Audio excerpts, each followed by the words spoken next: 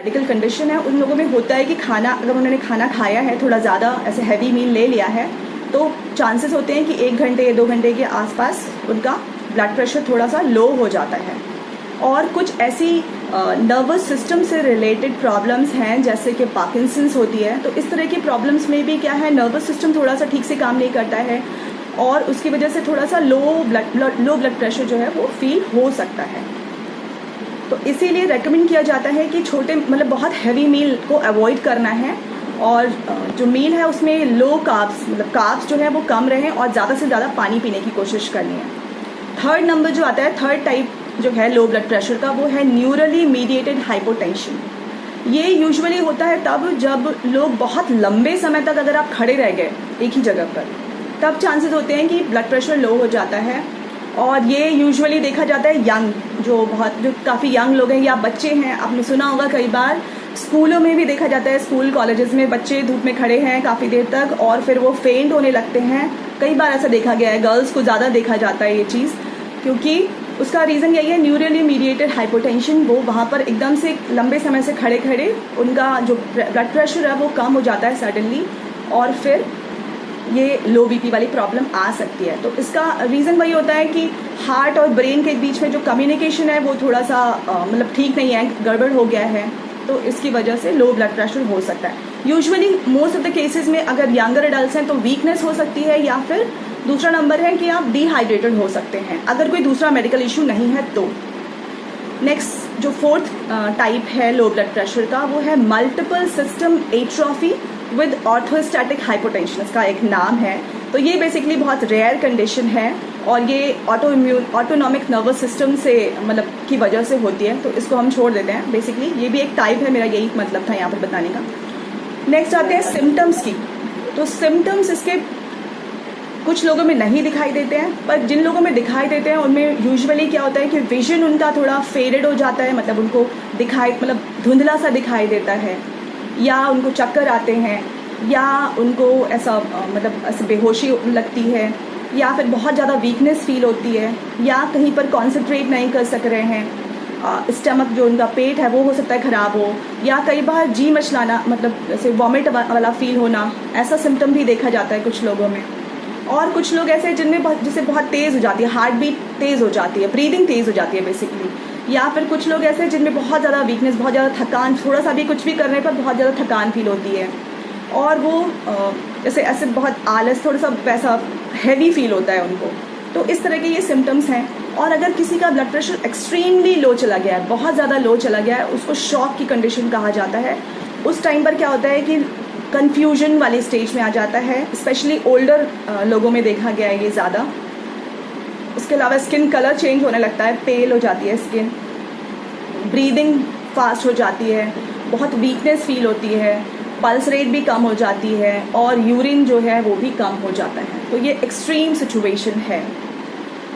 Next आता है reasons की बात करेंगे यहाँ पर कि क्या क्या रीजंस, क्या क्या कॉजेज़ हो सकते हैं लो ब्लड प्रेशर होने के। तो सबसे पहले आता है न्यूट्रिशन डेफिशिएंसी। जो विटामिन B12 हमने सुना है, विटामिन B12 या फॉलिक एसिड जिसको बोलते हैं, उसकी डेफिशिएंसी को लिंक किया जाता है बेसिकली लो ब्लड प्रेशर से। तो अगर B12 की कमी है तो चांसेस हैं कि लो बीपी हो सकता है। या कोई अगर बहुत लंबे समय से बेड रेस्ट पर है या बहुत लंबे समय तक खड़े रहता है तो भी चांसेस हैं लो बीपी हो सकता है। नेक्स्ट आता है डिप्रेशन या इमोशनल, बहुत ज़्यादा इमोशनल स्ट्रेस में है, ट्रॉमा में है, या बहुत ज़्यादा डरा हुआ है किसी भी वजह से, इनसिक्योरिटी है, मतलब किसी भी तरह का डिप्रेशन वाला जो स्टेट है, या एंजाइटी है, या स्ट्रेस वाला सिचुएशन है, तो उसमें क्या होता है बहुत ज़्यादा लोग ऐसे फेंट होने लगते हैं और इस तरह के लो बीपी वाली सिचुएशन बनती है। नेक्स्ट आता है पार्किंसंस डिजीज़ हो सकती है, उन लोगों में भी देखा जाता है। एंड उसके अलावा प्रेग्नेंट लेडीज़ में अक्सर देखा जाता है लो बीपी हो जाता है लोगों का। उसके अलावा जो बहुत बड़ा रीज़न है वो है डिहाइड्रेशन। डिहाइड्रेशन एक बहुत बड़ा कारण है लोगों में लो ब्लड प्रेशर का, क्योंकि डिहाइड्रेशन के टाइम पर ब्लड का वॉल्यूम कम हो गया है और ऐसे लोग जिनके अंदर कोलेस्ट्रॉल ज़्यादा है, कोलेस्ट्रॉल लेवल अगर बढ़ा हुआ है, या और दूसरे टॉक्सिन्स भी हैं बॉडी के अंदर दूसरी वजहों से, तो क्या होता है कि जो ब्लड है वो गाढ़ा भी है और उस अपने पानी भी ठीक से नहीं पी रहे हैं लोग, तो क्या स्पेसिफिकली वो डिहाइड्रेटेड है और जो ब्लड है वो गाढ़ा हो गया, उसका वॉल्यूम कम हो गया है, तो अल्टीमेटली हार्ट ठीक से पंप नहीं कर पाएगा ब्लड को और उसकी वजह से फिर लो बीपी भी हो सकता है। देन उसके अलावा बात करते हैं न्यूरली मीडिएटेड हाइपोटेंशन, जो हमने कहा कि स्पेशली अचानक से खड़े होने पर हो जाता है लोगों को, या फिर बहुत लंबे समय से अगर कोई खड़ा है तो भी उनको हो सकता है, क्योंकि नर्वस सिस्टम में और हार्ट में और नर्वस सिस्टम में अगर ठीक से कंट्रोल नहीं है, ठीक से आपस में कम्युनिकेशन नहीं है, उसकी वजह से लो ब्लड प्रेशर देखने को मिलता है।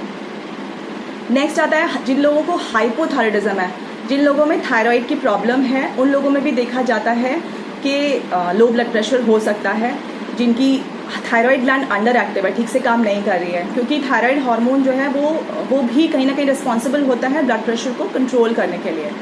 नेक्स्ट उसके अलावा कुछ ऐसी मेडिकेशंस है, कुछ ऐसी मेडिसिन हैं जैसे हार्ट की मेडिसिन हैं या फिर पार्किंसन डिजीज़ की मेडिसिन हैं, डाययूरेटिक्स ले रहे हैं कुछ लोग, हाई ब्लड प्रेशर की मेडिसिन कुछ लोग लेते हैं, तो ये सब जो मेडिसिन हैं, या जैसे एंटी डिप्रेसेंट्स ले रहे हैं कुछ लोग, डिप्रेशन की दवाएं, इस तरह की दवाएं, या ड्रग्स वगैरह कुछ लोग ले रहे हैं अगर, तो उनके केस में अल्कोहल ले रहे हैं, उनके केस में भी चांसेस होते हैं कि ब्लड प्रेशर लो हो सकता है। तो ये सारे रीजंस हैं। उसके अलावा किसी को अगर हार्ट का प्रॉब्लम है, कुछ भी हो सकता है, हार्ट फेलियर है या जो उनका हार्ट रेट है वो कम हो गया है, हार्ट वॉल्व का प्रॉब्लम है, तो किसी भी तरह का हार्ट प्रॉब्लम अगर है तो उनके केस में भी लो ब्लड प्रेशर देखा जाता है। नेक्स्ट एंडोक्राइन ग्लैंड्स में अगर प्रॉब्लम है, स्पेशली एड्रेनल ग्लैंड जो है हमारी, जो स्ट्रेस हार्मोन्स को रिलीज करती है, adrenal hormone and adrenaline hormone and cortisol, तो ये दोनों स्ट्रेस हार्मोन है। अगर एड्रेनल ग्लैंड में कोई प्रॉब्लम है तो कॉर्टिसोल का लेवल कम ज़्यादा हो जाता है और उसकी वजह से लो ब्लड प्रेशर देखा जाता है। उसके अलावा बात करेंगे लाइफ थ्रेटनिंग सिनेरियोज, कुछ ऐसे होते हैं, कई बार शॉकिंग सिचुएशन होती है या कई बार जैसे एलर्जिक रिएक्शंस है, उसकी वजह से हो सकता है कि लो बीपी वाला प्रॉब्लम हो सकता है। या कई बार ऐसा होता है कि किसी ने अगर ब्लड डोनेट किया है सडनली, तो उसके बाद भी कई बार ऐसा देखा जाता है कि लो बीपी हो सकता है। नेक्स्ट आते हैं कि किस तरह से प्रिवेंट कर सकते हैं ब्लड प्रेशर को। साइंटिफिकली हम किस तरह से ब्लड प्रेशर को लो ब्लड प्रेशर को बेसिकली हम कंट्रोल कर सकते हैं।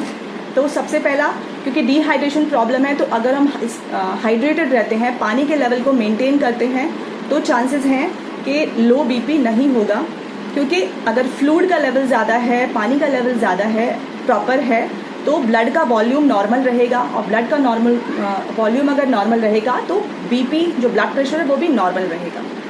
नेक्स्ट आता है कि सॉल्ट का इंटेक। तो सॉल्ट जो है वो हमें अगर अपने बॉडी के अंदर नॉर्मल अमाउंट में रहता है तो चांसेस हैं कि जो लो बीपी का प्रॉब्लम है वो नहीं आएगा, क्योंकि सोडियम हेल्प करता है, जैसे मैंने पहले भी बताया, सोडियम हेल्प करता है, वाटर को रिटेन करके रखता है, और वाटर रिटेन करके रखेगा ब्लड बॉडी के अंदर, तो ब्लड का वॉल्यूम ठीक रहेगा, और ब्लड का वॉल्यूम ठीक रहेगा तो अल्टीमेटली जो ब्लड प्रेशर है वो अपने आप नॉर्मल रहेगा।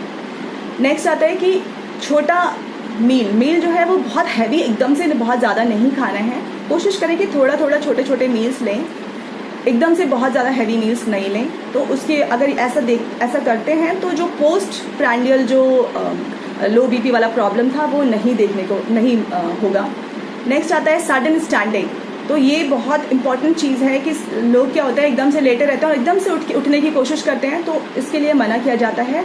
अगर एकदम से आप काफ़ी टाइम से लेटे हुए हैं तो एकदम से नहीं उठना है, पहले थोड़ा बैठना है, थोड़ी देर 1-2 मिनट के लिए बैठे रहो, उसके बाद धीरे से उठने की कोशिश करो। या नीचे बैठे हो आप, एकदम से नहीं उठना है, थोड़ा सा धीरे धीरे सहारा लेकर उठो। स्पेशली उन लोगों में जो 40 या 50-60 अबव हैं, उन लोगों को थोड़ा ज़्यादा ध्यान देने की ज़रूरत है, या जो लोग थोड़ा वीक हैं किसी भी वजह से, उनको थोड़ा ध्यान देने की ज़रूरत है। नेक्स्ट आता है स्ट्रेस एक बहुत बड़ा कारण है, चाहे वो इमोशनल स्ट्रेस हो, फिजिकल स्ट्रेस हो, या किसी भी तरह का स्ट्रेस हो। स्ट्रेस के केस में क्या होता है कि हमारी जो बॉडी की वेगस नर्व है वो कई बार थोड़ी कंफ्यूज हो जाती है, वो उसको बोलते हैं कि ओवर एक्टिवेट हो जाती है, और फिर वो ऐसा रिस्पॉन्स होता है कि उसकी वजह से ब्लड प्रेशर कम हो जाता है। क्योंकि हमने देखा है कि जब हमारा वेगस नर्व, हमने पहले बात किया था स्ट्रेस के टाइम पे या डिप्रेशन के टाइम पे पैरासिम्पैथेटिक नर्वस सिस्टम के बारे में बात किया था, जो रिलैक्सिंग वाला हमारा फेज़ होता है वो पैरासिम्पैथेटिक नर्वस सिस्टम की वजह से होता है, स्पेशली वहाँ पर वेगस नर्व हमारी काम करती है। तो मेरा बताने का मतलब यहाँ पर यही है कि वेगस नर्व अगर एक्टिवेटेड है तो हमें रिलैक्स फील होता है। रिलैक्स तब फील होता है जब हमारा बीपी नॉर्मल रहता है, थोड़ा सा लो इसमें रहेगा, हाई नहीं रहेगा। तो उस केस में जब कई बार होता है कि स्ट्रेस बहुत ज़्यादा है और सडन स्ट्रेस आ गया, एकदम से बहुत ज़्यादा कोई बड़ा स्ट्रेस आ गया, इमोशनल स्ट्रेस कोई बहुत बड़ा आ गया है, तो आपने देखा होगा, इवन मूवीज़ में भी दिखाते हैं, एकदम से बहुत बड़ा स्ट्रेस आता है, लोगों को शॉक लगता है और फिर वो ऐसे उनका बीपी एकदम से ड्रॉप होता है स्ट्रेस की वजह से। स्ट्रेस का ये रिस्पॉन्स है और फिर वो एकदम से गिरने लगते हैं, फेंट होने लगते हैं। तो ये चीज़ें हैं, तो इसलिए अवॉइड करना है, बहुत ज़्यादा स्ट्रेस नहीं लेना है। कोई भी चीज़ को धीरे धीरे सही तरीके से अगर हैंडल करा जाए तो ज़्यादा बेटर है, क्योंकि बॉडी जो है वो ओवर रिएक्ट कर देती है और फिर वेगस नर्व ओवर रिएक्ट करती है और उसकी वजह से एकदम से सडन ड्रॉप हो जाता है बीपी। तो यहाँ पर ये ध्यान रखना है। नेक्स्ट आता है कि दूसरे उसके अलावा नेचुरल वेज क्या हो सकते हैं जिससे हम लो बीपी को ट्रीट करें।